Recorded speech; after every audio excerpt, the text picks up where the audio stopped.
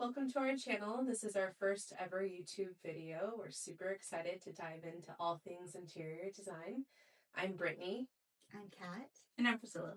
Welcome.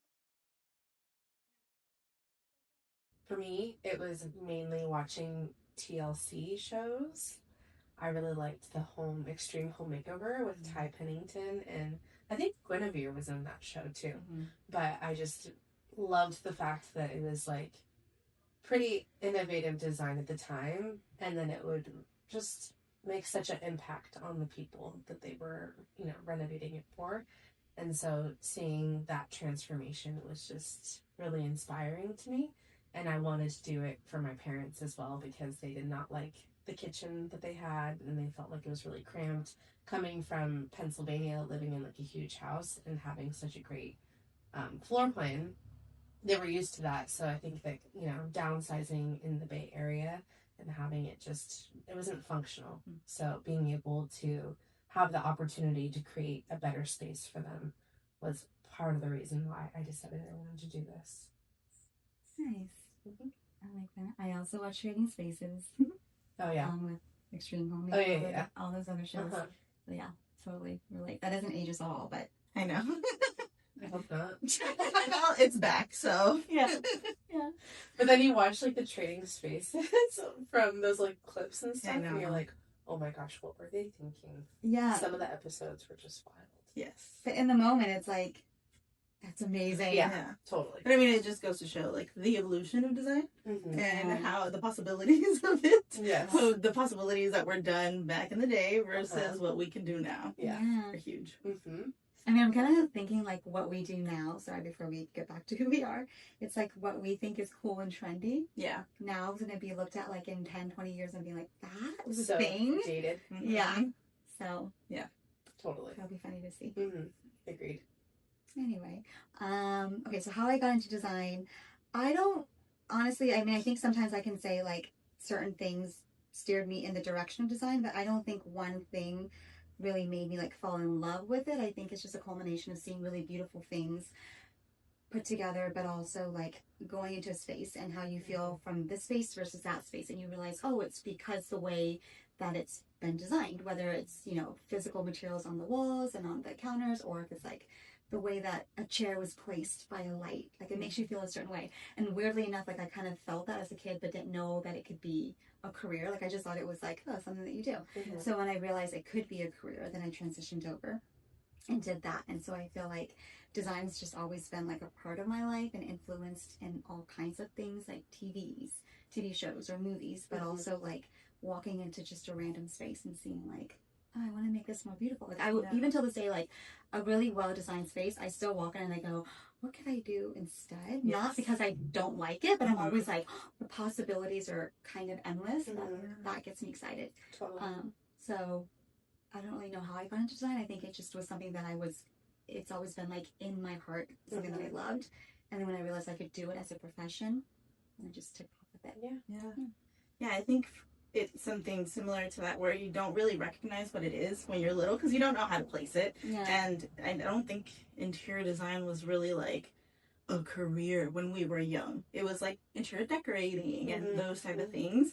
And obviously as we got older, like teens and all that, then there started being all the TLC shows and all that type of stuff. So I don't think I ever really, like, clocked it as, like, I want to be an interior designer until I think I saw, Harry Potter and, like, just what they could do with all of the set designs. And I think one of the first things that I saw was that one, like, candlestick that they have, but it's like a spine. And just, like, that little detail of, like, what you can possibly do to really, like, be the background of this story. So we're kind of telling a story. We're telling our clients' story through the design and through their home, and also for businesses because we also work in commercial. So I think that's what really made me recognize, like, I want to do either production design or interior design, and then it evolved to interior design. But that's pretty much, like, the first time that I actually, like, recognized, like, this is what I love and I really like interior design and I want to do that. I love that. What age were you guys when you, like, was it before the TV shows or was it, like, more of, like, the teenage years that got you into it? I think for me it was definitely younger because I remember playing with like the things in the room and moving them and shifting them. But again, like I mentioned, you don't recognize that that's what that is, space planning and all that type of stuff. But it, for me, really was like that recognition around like 12 years old when I saw Harry Potter and it like came out and all that. Yeah, oh, for sure. That was like the first time. Yeah. But before that, I didn't know what it was. What it was. Didn't place it. Yeah. Yeah. Yeah. I mean, I honestly think it was like from like young, because I would be moving things around in my house like 5, 6 years old. Like I would be literally like moving sofas and like repositioning them because it's like this doesn't work for the space. I feel like it's like not working, so I would move it. I would go to garage sales like on weekends when I was like 7 or 8. Like it was like something that was already like in you from a very young age. And again, you just didn't know that it was something that like people did or turned into something more. I thought it was just a thing that I liked. Yeah. So I would say very young, if not like as far back as I can remember. That's amazing. Yeah. Because at that age, I wanted to be the cashier. Well, and you know what you're good at now is what is it got to voices. Yeah. There you go. So it did Yeah, there you go. No, I mean, mine was definitely like 13. 12 or 13. Okay. So it wasn't that young.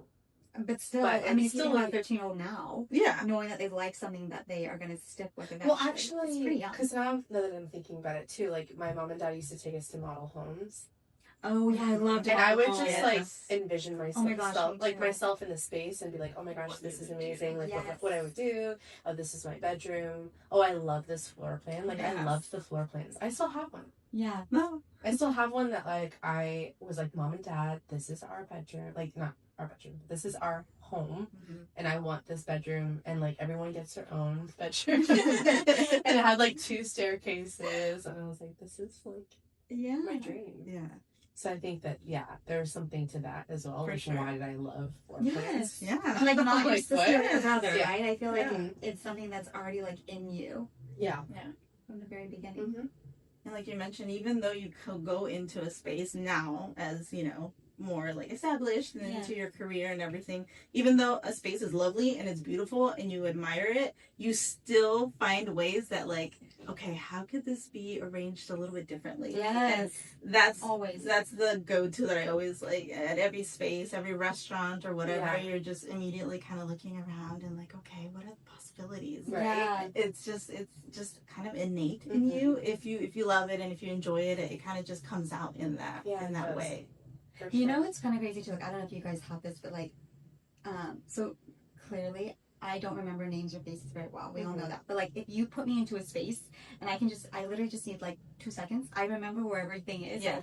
Like let's say a kitchen, right? You walk into someone's home for the first time and like, you know, where exactly if you had to draw the floor plan over, I could know where the stove is, where the range is. So I do that sometimes. Like, I remember a cousin of mine, she'd ask me to reconfigure her space and I'd only been there once.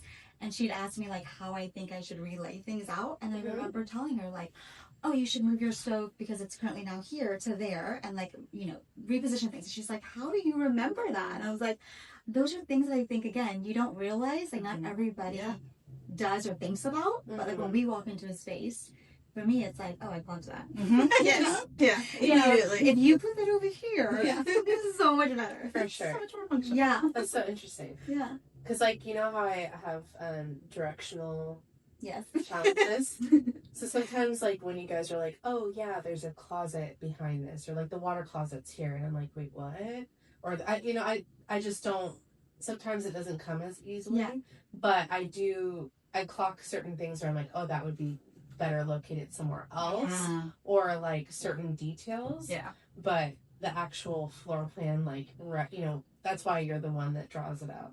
I'm the one who measures. And we have our forte. Yeah, we're great. Because I'm like, I don't really. Because if I measure, it take me all day. Yeah. True. Can't measure by yourself. Yeah, it's true. Yeah, it's true. Yeah, see, so we always knew what we wanted to do. Maybe we just didn't know it then in the capacity that we can do it now. But isn't that crazy to think that, like, as a 13-year-old, as a 12-year-old, as a 5-year-old, we're like, I know what I like. Yeah. Yeah. I love that. Yeah. Me too. Yeah. So we met at a different design firm here in San Diego, like not many years, you guys were a few years after you graduated, right? But you guys went to the same school. You went to the Art Institute. Yeah. You knew of each other, but you didn't know each other. Yeah. It wasn't until we all met at the unknown design firm. Undisclosed. I can't mention it, guys, but we met there. NDA. I was in college at the time when I got the job, actually. But I think you guys you came right after. Like, you were, like, what, a few months after me, maybe? Yeah. And then you were a few months after that. So, like, pretty much at the start, we all met each other and worked together and worked closely. And we liked, like, the vibe that we all had with, you know, bouncing ideas off of one another. Yeah. And what, you know, basically us going to lunch and coming up with ideas to have, like, how to start our own business then became Triadic Design Studio. It just took a couple more years. Yeah. But yeah, it's crazy how all of that, like, aligned for us to be able to meet in such different capacities. Like, you know, me coming from the Bay Area, moving down here, going to SDSU, you guys having your own thing, going to the same college, but not, like, knowing each other, and then all ending up at the same hub. Yeah. It's just really special. Yeah. I think I love stories like that because it's like you could have gone in so many other directions. Like, I didn't start off in design school. I started off in business school, and I thought I was going to do something different. Like, design to me, interior design as a career, never even crossed my mind. Like, I would watch shows like Trading Spaces, but I never for some reason thought like I could actually myself be a designer. I thought it was just like running businesses or like starting a business and like managing it was like that's what you would do, but like to have a design career. So like the fact that I came back around and was told you can actually do this for a living. Then redirected my course and went to design school where Priscilla and I were classmates, and then go to work for a firm together with Brittany. It's like it's crazy. Like life kind of does steer you back to where you're supposed to be. Like you may think you're supposed to go here, but no, this is the better way. And that's really unique, and I love that. Like 1000%, because again, I mentioned like I didn't realize that this could be a career path. I knew I loved it and it was cool, and it just there was something that was brought up like emotionally and on a deep level, but again, I didn't realize it could be a career itself. So then I started looking into psychology. So I was going to go to SDSU for psychology, and that's, you know, I mean, obviously there's still a lot of psychology that goes into interior design, so that's amazing. But I could have gone in that path. And then, you know, so it's very cool how everything brought us to like the same place at the same time. Because we were all like at different, you know, stages of, you know, our career and everything. So that was pretty cool.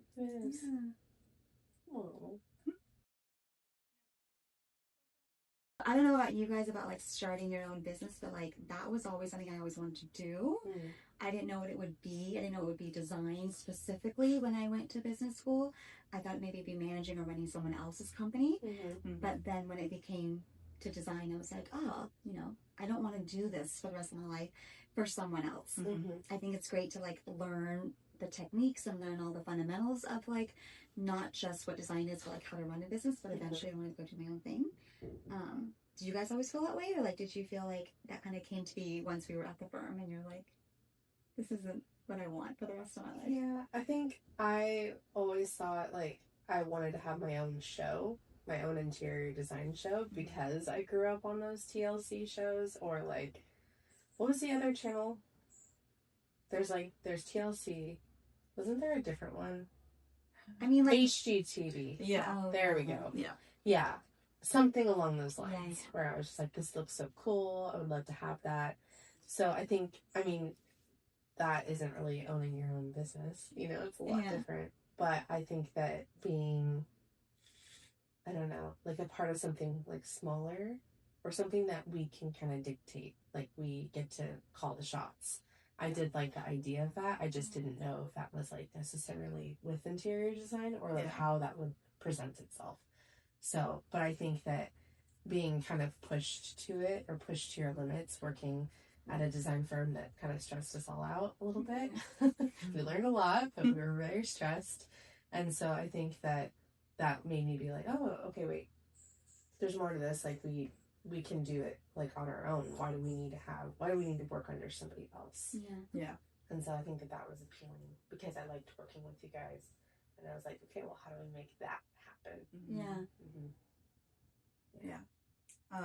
I think for me, it wasn't until later on I realized how much like entrepreneurship there is in my family, and I never realized how much that actually did like rub off on me until later on. And I was like, oh well, duh, like that makes sense. That's what I saw growing up, my dad, my uncle, and just like different people around me like doing their own thing.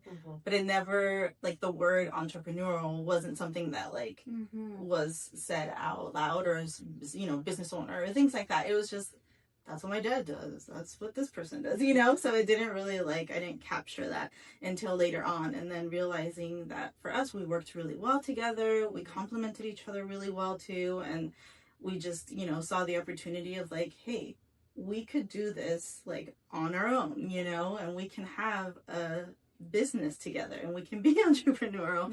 And then it just clicked and it was like, okay, that's definitely something that I want to do. And I mean, I know we've talked about this, together in like, other settings and stuff where we say we would not do it with like anybody else. Like, it's this business with Brittany and with Kat, and like that's it. Like, I love interior design and it's my passion, and I cannot see myself not doing this, but I can also not see myself doing it without you too. So then knowing that was definitely like something that said like, that's the green light to go ahead and like move forward with this. Like, this feels right. Like, it has to be that or nothing. I know, it just feel like, and as years go by, it just, that feeling gets like stronger and stronger, and this is where we are. It's definitely confirmed time and time again.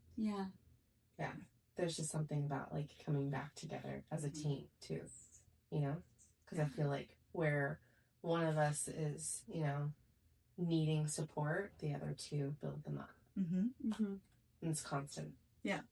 And I think that that's what's beautiful about owning a business, is like the constant growth.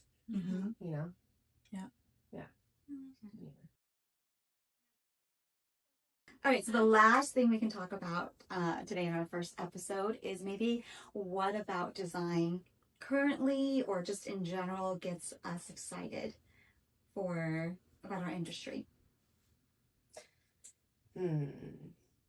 There are a lot of things that get me excited about interior design, but I think that we are so blessed to live in San Diego and to have so many cool restaurants around here that are like, it's like as if you've stepped foot into Disneyland, like Layla. Or Layla's one. And so I think that is just like so inspiring to see a space come together and just kind of be like a set, almost kind of like Harry Potter, where you're kind of like, wow, this is very well thought out. And there's so many spaces like that where you're like, oh my gosh, design is so cool. But then also, I mean, it's like the selecting of materials and the tiles and mixing of fabrics and textures and all that kind of stuff that gets me excited. But then mostly it's like, I don't know what it does to our clients.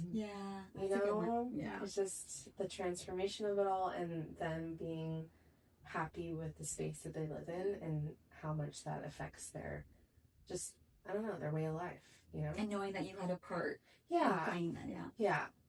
Because we get to make people happy. So, anyway, that's mine. I like that. Ooh, I would think, I mean, a lot of things get me excited about design too. I think a lot of materials and finishes being put together right now are really exciting. But I think mostly it's like a stray away from less is more. I mean, less is sometimes more, but I feel like sometimes right now it's been like adding on layers and layers of like who you are. Like, I like going into home and seeing like old family photos put out. I like seeing like a trinket that your great grandmother passed out. I like seeing like the history and the family of things. But the history of items that you're putting on display, like showing you. And I like seeing that in a home versus being it's so museum-like and so perfect. Like, I like things not being perfect.